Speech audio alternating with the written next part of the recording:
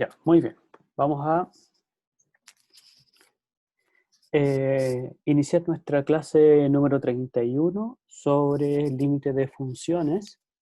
Que en esta clase abordamos dos teoremas que son importantes en el cálculo de límites de funciones, ¿ya? Tienen nombres muy particulares y que son fáciles de recordar por el nombre, ¿ya? Lo que importa, como en todo teorema, es saber cuáles son las hipótesis que, que dice el teorema y para poder aplicarlo, ¿de acuerdo?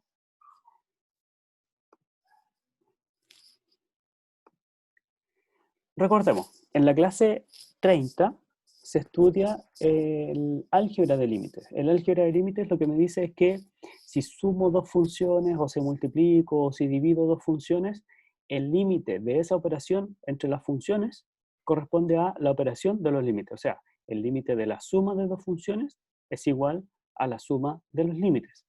O el límite del producto es igual al producto de los límites. Límite del cociente es el cociente de los límites. Y así, ¿ya? Uno puede calcular con estas herramientas ciertos límites.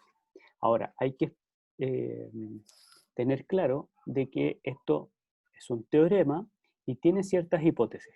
Por ejemplo, los dos límites de f y de g están siendo calculados en el mismo punto de acumulación y además los dos límites existen, ¿ya? Eso es importante. Que existan en el contexto de los números reales significa que el límite de f cuando x tiende a p es un número real y el límite de g cuando x tiende a p es un número real. Podrían ser iguales, podrían ser distintos, pero lo importante es que ambos son un número real, ¿ya? En el caso del límite del cociente, aquí exigimos que el límite de g no sea cero, ¿ya? Porque claro, tenemos una división y no vamos a poder dividir por cero, no va a tener su inverso. ¿Sí? ¿Está claro?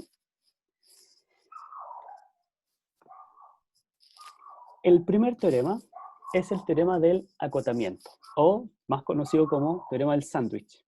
¿Se ha fijado cuando hace un sándwich? Pone pan, algo, el relleno del pan y luego otra capa de pan. Ya. Esto es lo mismo en el contexto de límites de sucesiones y en el contexto de límites de funciones y en el contexto de series, que también se vio, el acotamiento.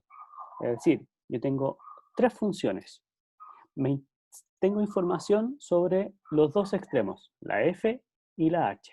Y yo quiero saber el límite de g, o antes decíamos la convergencia, ¿sí? De esto, como sucesión o como serie, ¿ya? Aquí pasa lo mismo, pero estamos trabajando en torno a un punto de acumulación en el dominio.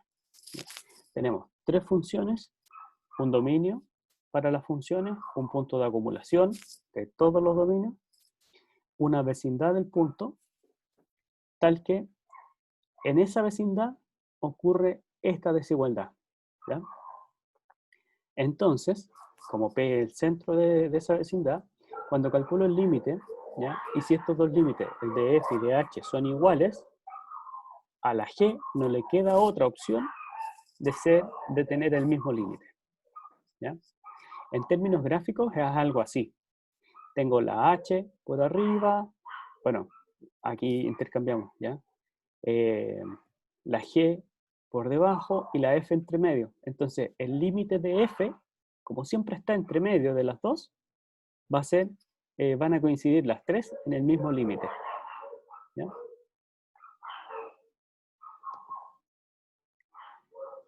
La demostración del teorema pasa por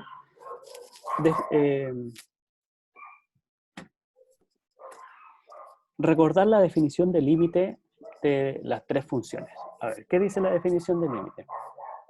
Dice, cada vez que yo tome una vecindad de este punto de acá, del L, ¿sí? Esa vecindad tiene un radio epsilon, ¿ya? Para esa vecindad va a ser posible encontrar un delta aquí, ¿sí? o una vecindad de radio delta en A, en este caso, o P, como dice en el teorema, de modo que todos los elementos que están cerca de A van a ir a parar dentro de la vecindad de mi límite L. ¿Ya? Eso ocurre para H y para G. Lo que aquí tenemos que probar es que esos también van a ir a parar dentro de la vecindad del límite para F, o que F tiene el mismo límite que H y que G. ¿Ya? Entonces, las hipótesis son que F y H, esta es la hipótesis, la figura tiene las funciones cambiadas, lo siento ahí. La hipótesis es que F y H tienen el mismo límite. Eso significa que para una vecindad de L, yo puedo encontrar una vecindad que funciona con la F, ¿sí? Una vecindad de P que funciona con la F, y para el mismo L, yo puedo encontrar otra vecindad de P que funciona con la H, que todos sus elementos van a ir a parar a la vecindad de L y todos los elementos de F van a ir a parar a la vecindad de L. No tienen por qué ser la misma vecindad, ¿ya? Eso es importante, es la idea del teorema. Entonces, existe una delta sub f, o sea, una vecindad de P de radio delta f. Esta es la asociada a la función f. Hay otra vecindad asociada a la función h. De modo que estos tipos de aquí, que son los cercanos a P, van a ir a parar cerca de L, bajo la función f. La otra dice que los tipos cercanos a P, bajo la función h, también van a parar a la función L. ¿Ya? Estas dos desigualdades, ¿ya? Reescribiéndolas, ¿cierto? Quitándole el valor absoluto, esto es parte de la primera prueba, por ejemplo. Quitándole el valor absoluto, nos queda la resta entre epsilon y menos epsilon, ¿ya? El f nos queda entre epsilon y menos epsilon, y luego sumo L en ambos lados, y lo mismo para el H. ¿De acuerdo?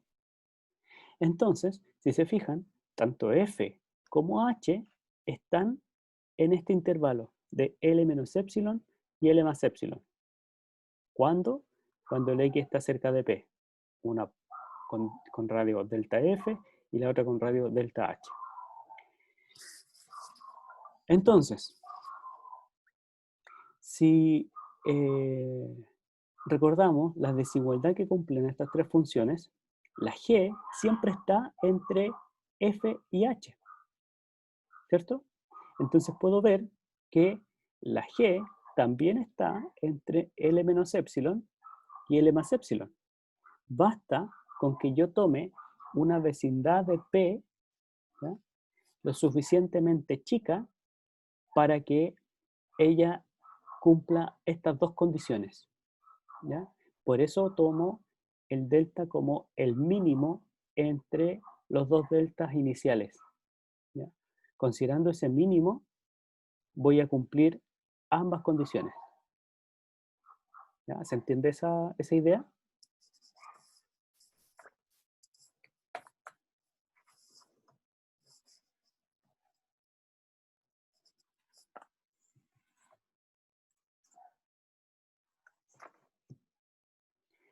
Bueno, entonces, si logro elegir el delta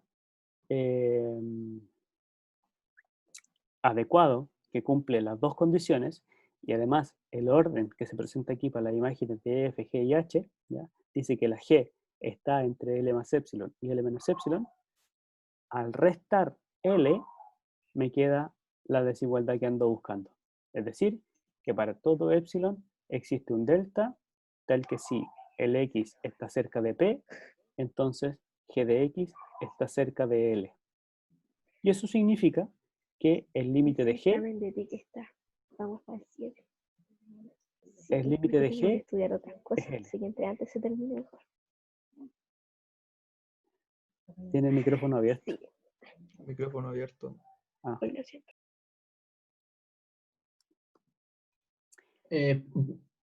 Perdón, profe, tengo una pregunta sobre la demostración. Ya. ¿Por qué en el primer caso se tomaría el mismo epsilon para tanto para la función f y h?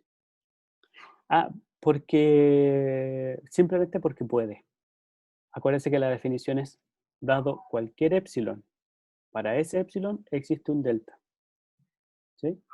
Aquí el que manda todo esto es el epsilon. Todo lo demás depende de él. Este delta depende del epsilon que haya tomado inicialmente. ¿Ya? Y nada impide tomarse el mismo epsilon para los dos, puesto que están las dos funciones, la f y la h, acercándose al mismo límite. Ah, ya. ¿Ya? Ya. Entonces tomo una sola vecindad de L. Y para esa vecindad yo veo cuáles son los que cumplen las condiciones para f y para h simultáneamente. Y ese simultáneamente lo refleja aquí. ¿Ya? Toma el delta más chico posible. Porque claro, ese delta más chico posible va a generar tanto la vecindad que tomó para f como la que tomó para h. Si toma el más grande, van a quedar elementos afuera que no van a cumplir la condición. ¿Ya?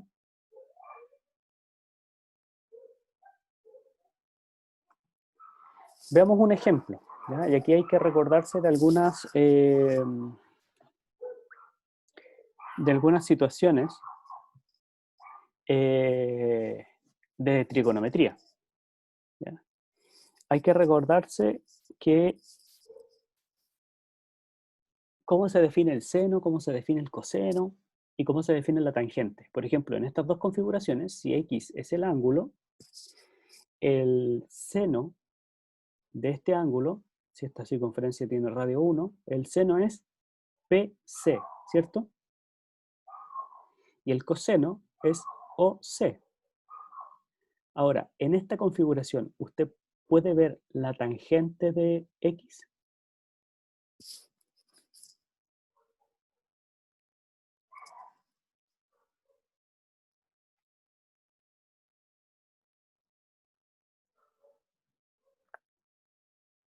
¿La ve o no?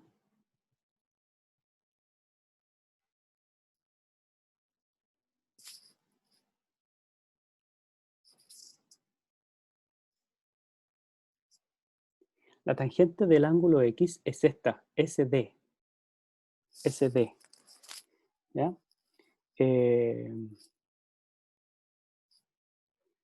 ¿Por qué? Bueno, es la tangente a la circunferencia, ¿ya? Tiene el mismo nombre porque es el mismo objeto. Y ocurre que aquí la tangente, fíjese que es seno partido por coseno. ¿Ya? Así lo definimos. Este triangulito PCO es semejante al triángulo DSO. ¿Ya?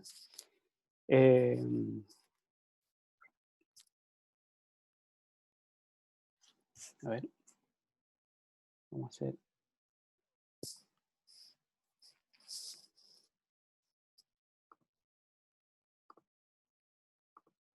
Dame un segundo.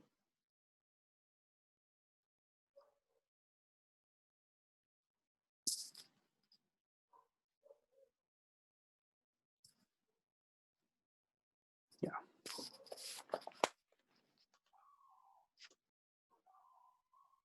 Vamos a hacerlo acá.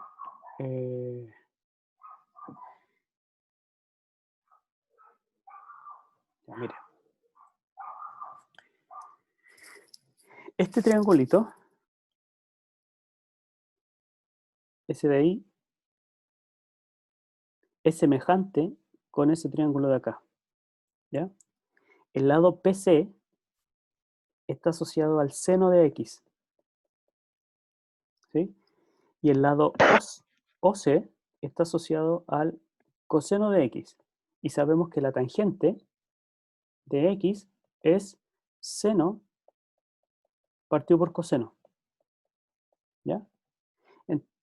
Y es decir, PC sobre OC. Pero el triángulo DSO es semejante. Quiere decir que el cociente PC sobre OC es igual a ds sobre SO. ¿Ya? Esto es la tangente. ¿Sí? Y SO es el radio, y el radio vale 1. ¿Ya? Por eso, la tangente está aquí. Esta es la tangente de X. ¿Ya? Y en el otro triángulo lo mismo, salvo que el seno da negativo. ¿De acuerdo? Ya, entonces, considerando eso, se tiene que, ya, tenemos esa relación. De esta forma, las coordenadas del punto D, es decir,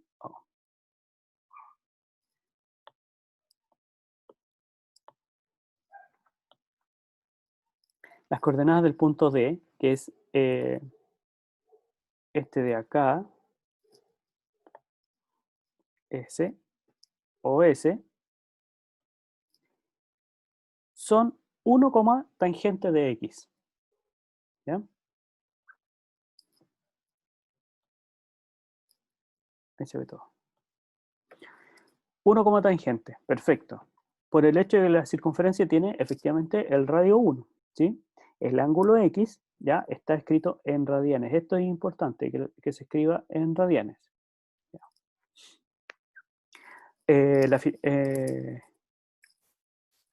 Fíjese que PS, aquí, PS, este de aquí, ¿ya? Es la longitud de X. Es la longitud del arco. Es la...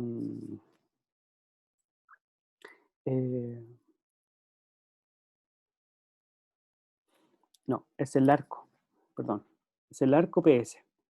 El arco PS, puesto que el ángulo mide 1, o sea, el radio mide 1, el arco mide lo mismo que el ángulo del centro. Entonces ese vale X. De aquí tenemos que el arco PS vale X, el segmento PC vale seno de X, ¿sí? Y el seno, aquí se ve esta relación, que el seno de X, es decir, PC, es menor o igual que este arco. ¿Ya? Entonces, tenemos una relación que nos va a permitir plantear esta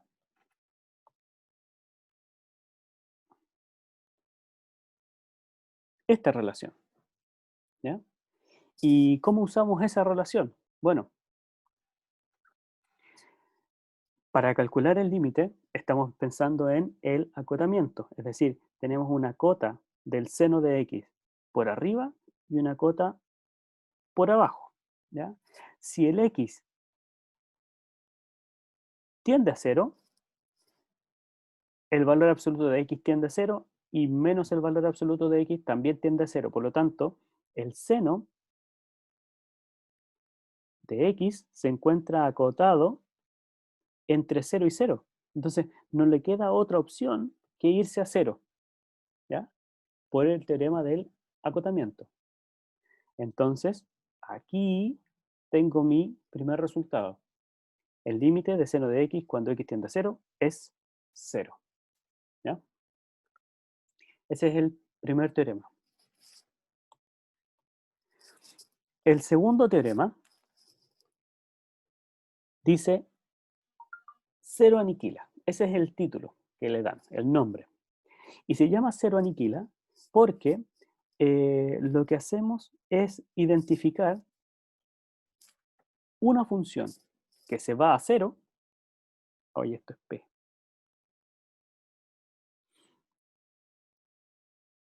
Una función que se va a 0 y otra función acotada. Esto es importante. ¿Ya? Si una función acotada es multiplicada por otra función que se va a 0 en un punto P, entonces el producto de las dos se va a 0. ¿Ya?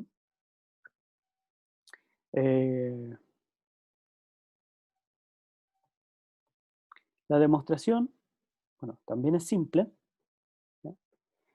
Porque usa el teorema anterior, el teorema del acotamiento. Y dice lo siguiente. Dice, si la función f es acotada, ¿ya? ¿Qué significa que sea acotada? Significa que tiene un recorrido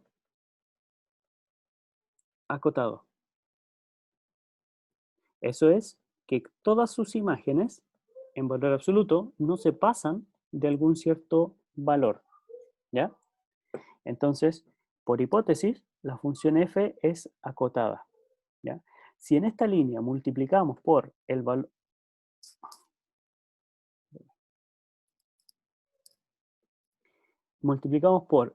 absoluto de g, ¿ya? Por propiedades de los valores absolutos, acuérdense que f de x y g de x son números reales, ¿ya? Tenemos esta desigualdad, ¿ya? Pero ahora, en esta desigualdad, vemos qué ocurre con el límite cuando x tiende a p, ¿ya? Si el x tiende a p, esta expresión tiende a 0, por hipótesis. Y esta expresión de aquí también tiende a 0, por hipótesis. Entonces, el producto g por f está acotado entre dos cosas que se van a 0, ¿ya?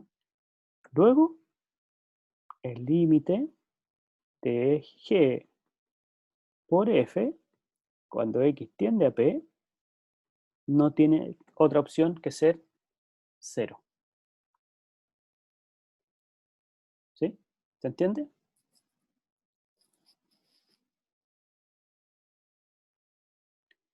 Veamos un ejemplo.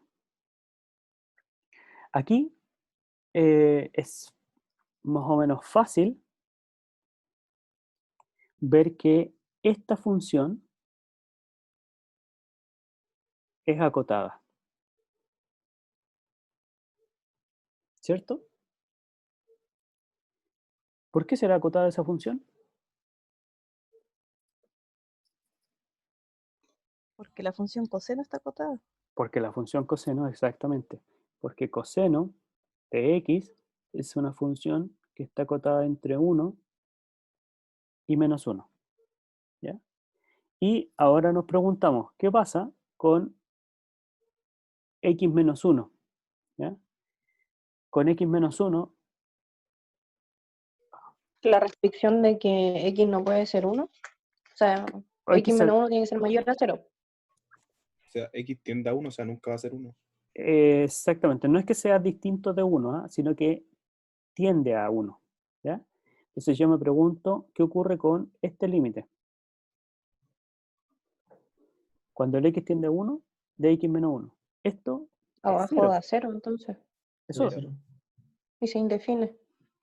no. Ese análisis ya lo hicimos. Ya dijimos que esta parte era la función acotada. Ahora nos interesa, da lo mismo que el x sea o no sea 1, ¿ya? De hecho, mire, una cosa importantísima aquí.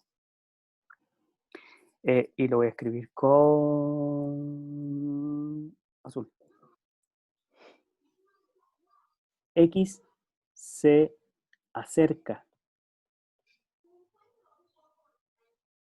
al 1, Ya. pero no es 1, No llega, ok. ¿ya?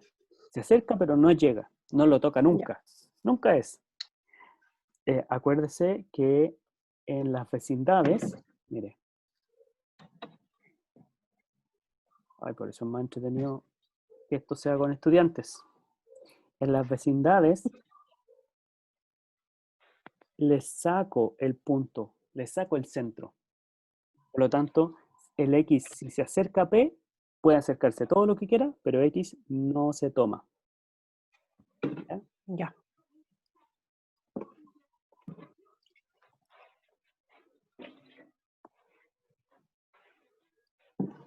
Entonces, teníamos que la función coseno es una función acotada, el x se acerca al 1 pero no es 1, y x menos 1 se va a 0.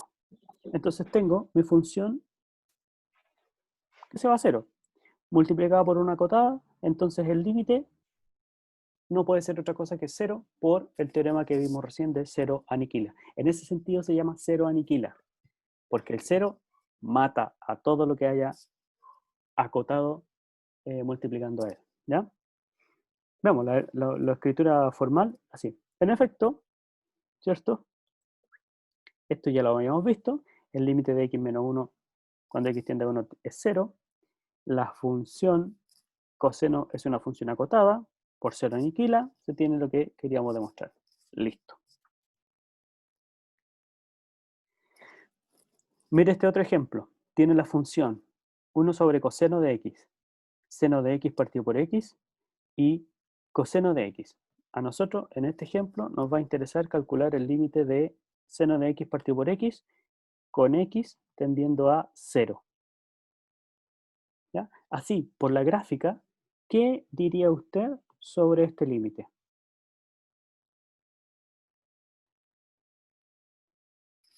¿Cuánto es? 1. Es 1, 1. efectivamente es 1.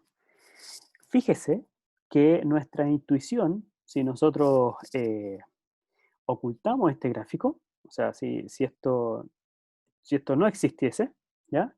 Y nos preguntan solamente por esto. Calcule ese límite. Sería un poco complicado de pensar que el x se acerca al 0 porque el x está aquí dividiendo. Entonces, ¿cómo esto puede dar 1? Bueno, precisamente por el teorema del acotamiento, esta función seno de x partido por x la podemos encontrar entre 1 sobre coseno y coseno. ¿Ya? Entonces, cuando tengo esta desigualdad,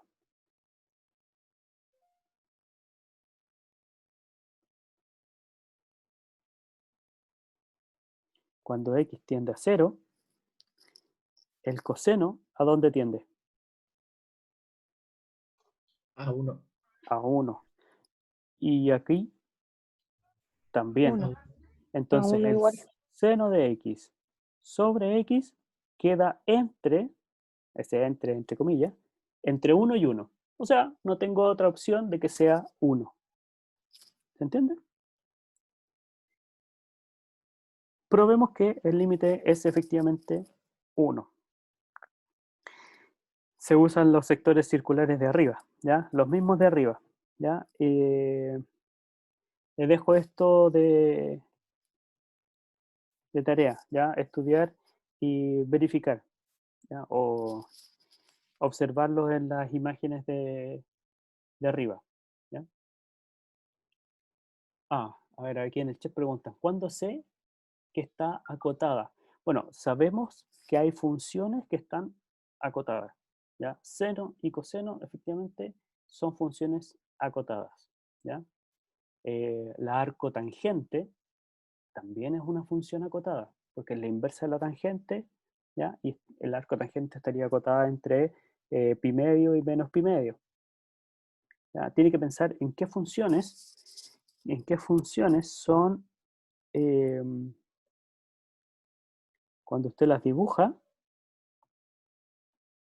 no se pasan de cierto límite por arriba ni por abajo. O sea, encuentra una franja en donde puede graficar siempre su función f. ¿Ya? En ese sentido, una función es acotada. ¿Ya? Este lo ve de tarea para poder avanzar y terminar en esta sesión. ¿Ya? Y son las mismas desigualdades que teníamos antes en nuestra imagen, ¿ya? Que el seno partido por seno de x partido por x está entre 1 por coseno y 1 partido por coseno y coseno, ¿ya? Salen de estas figuras, ¿ya? Las dos relaciones.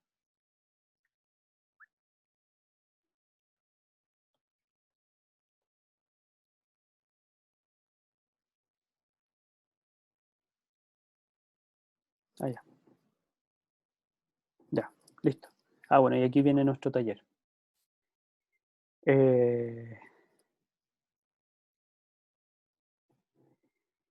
Ya, yo pensé que teníamos menos tiempo. Vamos a identificarlo, al menos esta parte, que puede ser un poquito esquiva. Ya, fíjese, el área del sector circular, ¿se acuerda lo que es un sector circular? El sector circular es la porción de torta.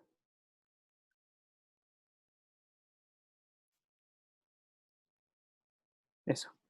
¿Está viendo aquí cuál es el ángulo? ¿Ya? OSP y el triángulo OSD.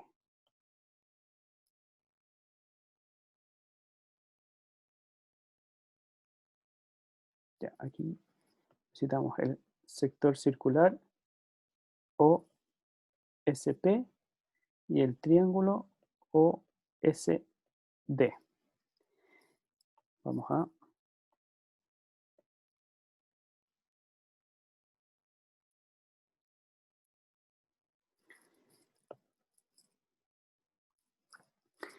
Veamos, calculemos estas áreas. ¿Ya? El área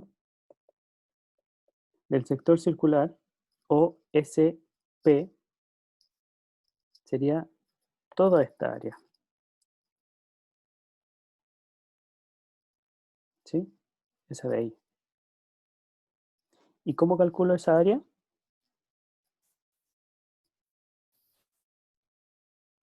Área del sector circular va a ser la fracción del círculo que le corresponda. ¿Ya?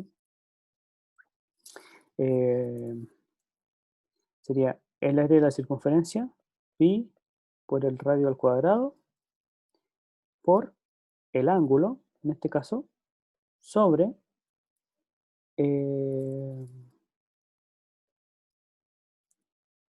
2pi.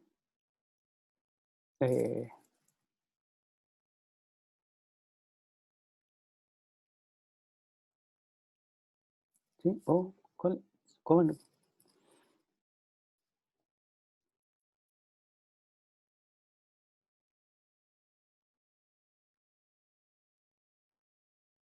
Sí, 2pi. Sobre 2pi. ¿Ya? Porque en realidad es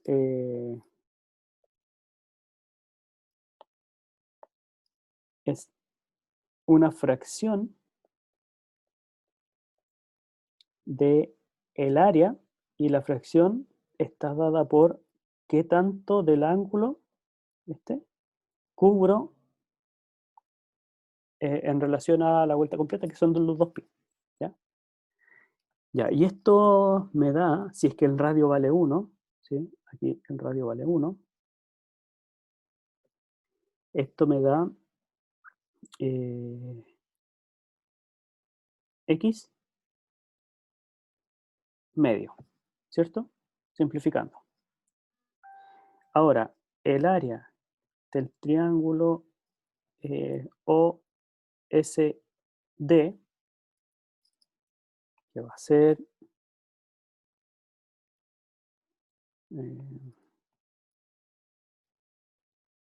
ese triángulo,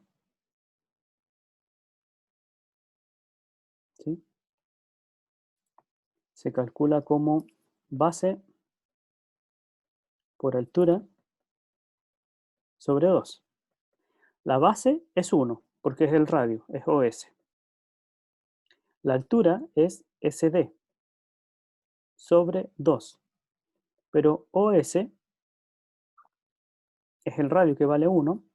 SD es la tangente. ¿Se acuerda que lo habíamos visto como la tangente?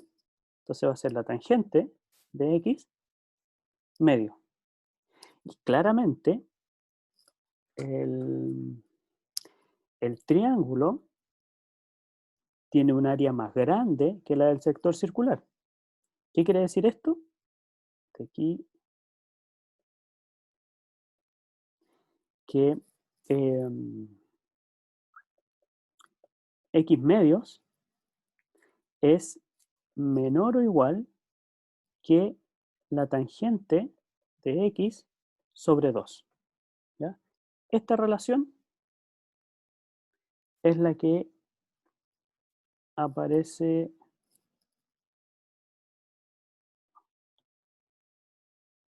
acá.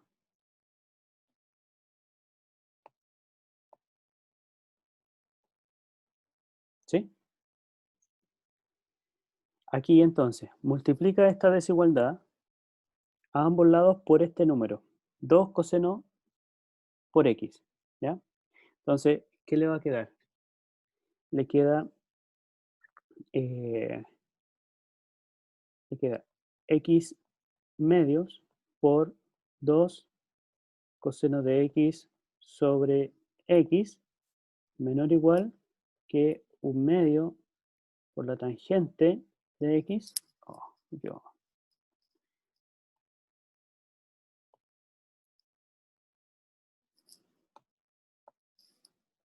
por la tangente de x por el número que estoy multiplicando, 2 coseno de x sobre x. Y aquí se van algunas cosas. Por ejemplo, ese x se va con ese x. Ese 2 con ese 2, se simplifica. Y ese 2 con ese 2. Y aquí en la tangente, acuérdense que seno partido por coseno, se va el coseno con ese coseno y le queda solamente el seno de x. ¿Ya? Le quedó al lado izquierdo coseno de x y al otro lado le quedó seno de x sobre x, que era esa relación. ¿Ya? Y bueno, ahora usa el hecho de que esa expresión también está acotada por 1, ¿sí? Y calcula el límite cuando x tiende a 0. Bien, eso termina la sesión de hoy. ¿Alguna pregunta?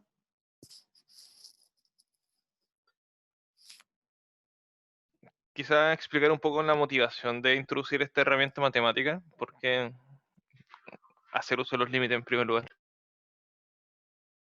Bueno, el contexto en el que se desarrolla, por ejemplo, esta clase, así como para tener continuidad en el curso, es que estamos calculando límites y necesitamos herramientas para calcular ciertos límites que por solo la definición serían muy complejos de determinarlos, ¿ya? Entonces, vamos introduciendo estas herramientas que nos ayudan a calcular límites, ¿ya?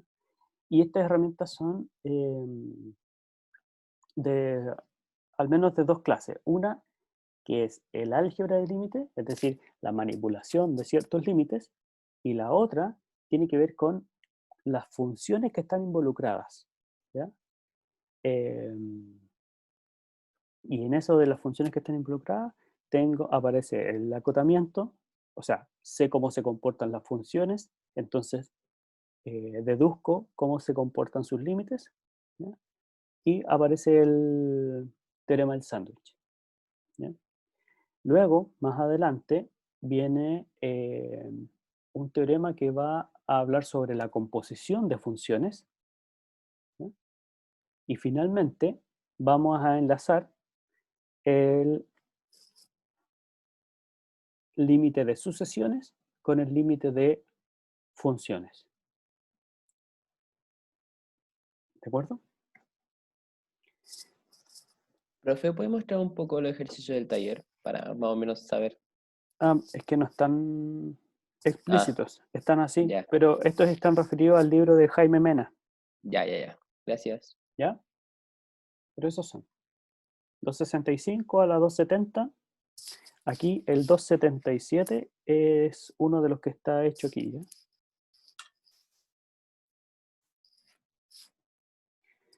¿Alguna otra pregunta?